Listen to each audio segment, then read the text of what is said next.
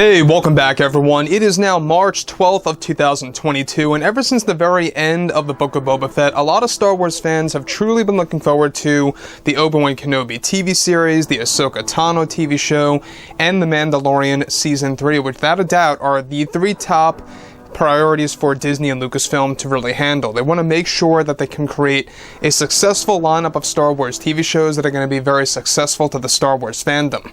This is Mike Zero. Make sure to subscribe if you're new to the channel for future Star Wars updates. Also, by the way, guys, I am on Twitter at Mike01 if you guys want to go ahead and give me a follow on there. I do post a couple of entertaining things from time to time, and also really make sure to interact with you guys further. So, the big deal of what's happening right now between Disney and Lucasfilm is that we have a lot of things changing when it comes to the Star Wars lore, such as bringing back Star Wars Legends and mixing it in with the Disney canon, and exactly how they are really trying to keep it as accurate as possible as they can to really satisfy and appease a lot of the hardcore fandom.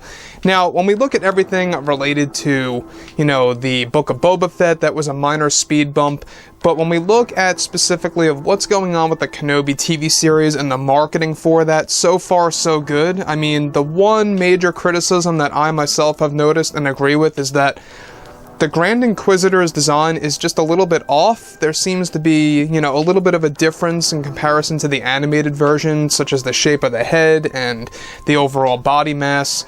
But other than that, I mean, the character's still on point. They just have a little bit of a design problem that needs to be fixed if they could.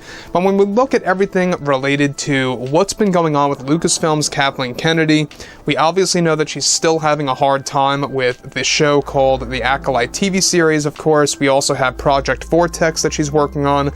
However, when it all comes down to a specific Star Wars TV show with Kathleen Kennedy, of course, there's been a lot of changes happening behind the scenes, all thanks to Disney CEO Bob Chapek and the Disney board members high above. Now, the Ahsoka Tano series is now moving along very well during production by Jon Favreau and Dave Filoni, and is set to begin filming by mid-April with Rosario Dawson. However, behind the scenes, some major developments have been happening with Lucasfilm's Kathleen Kennedy. It's described that Kathleen Kennedy recently stepped down from one of the major Star Wars projects that are currently placed in the roadmap of the franchise. Now, it's described that Kathleen Kennedy recently walked away from the second season of Andor for multiple reasons as a producer and even on a creative level that she was going to be attached to. It's described that the main reason why Kathleen Kennedy walked away from Andor Season 2 had to do with the creators pushing for Darth Vader to have a major part in the show.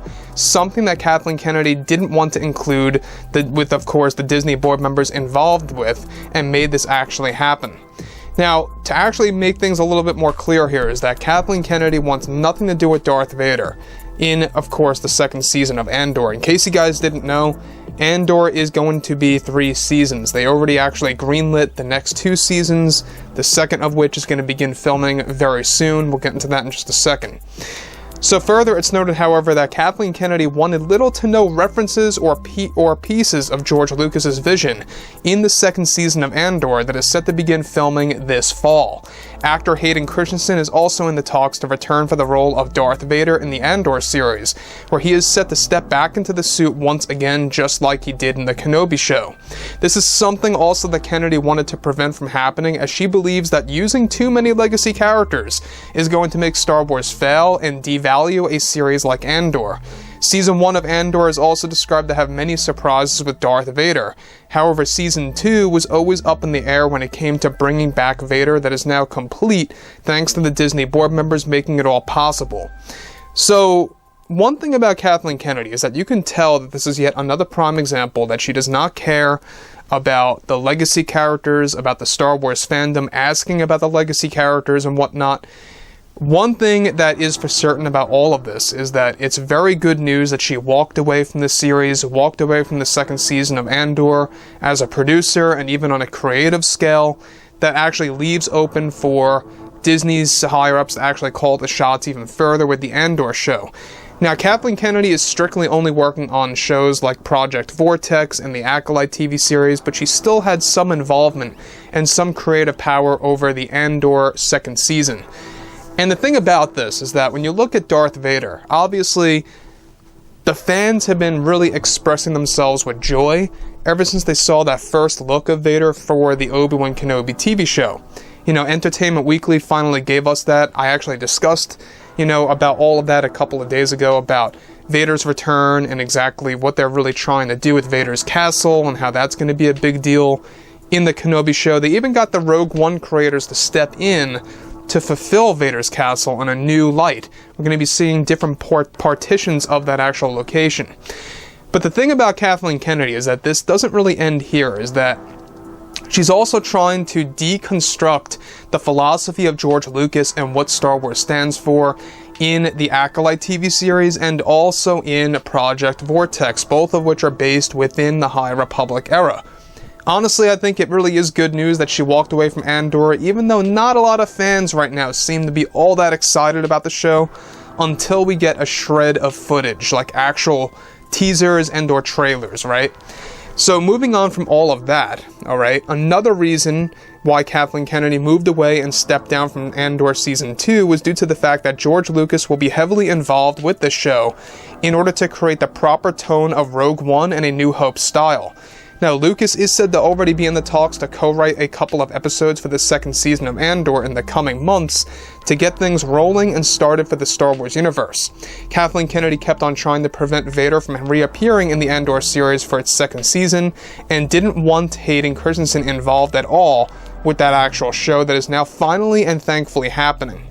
Kennedy has since recently let the show altogether, of course, and is actually leaving and is focusing on the Acolyte and Project Vortex strictly. However, Disney's board members are still moving forward with Kathleen Kennedy's firing plan and what's going to happen by 2023 with all of that in order to fix the Star Wars franchise and building it back up.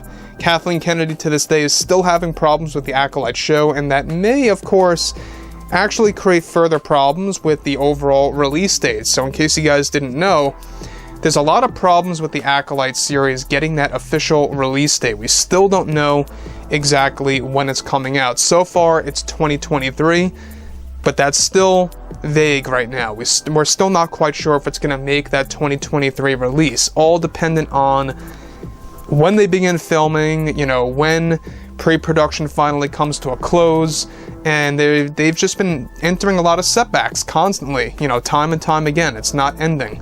And this is all due to Kathleen Kennedy and Leslie Headland causing a lot of problems for the production of that show, costing Disney, mind you, tons of revenue time and time again as well. And that's exactly why Disney's board members are very much fed up with the production of the Acolyte TV series. It's another reason why we're not really hearing about it all that much, per se, unlike how we did with the Obi-Wan Kenobi TV show. So there's a lot of things happening behind the scenes with that. We'll talk about that a little bit later in the week. But with that being said, when you look at Kathleen Kennedy not wanting Hayden Christensen on set for the Andor show, not wanting George Lucas involved with Season 2 of Andor, and how they really are trying to create this bridge in between Rogue One and, of course, you know, everything that comes before that. So basically, Andor Season 2 serves as a bridge in between Season 1 and, of course, Rogue One, A Star Wars Story, given that Andor is going to go throughout the ages. So we're going to learn more and more about, you know, the Empire, Darth Vader, you know, all these different characters that will be entering into the universe as well. So overall, guys, you know, drop a comment below. Let me know about all of this in the comments, and if you guys did enjoy the content for today, make sure to drop a thumbs up on this video to support the channel. I thank you all so very much for the kind support, and I'll catch you guys next time.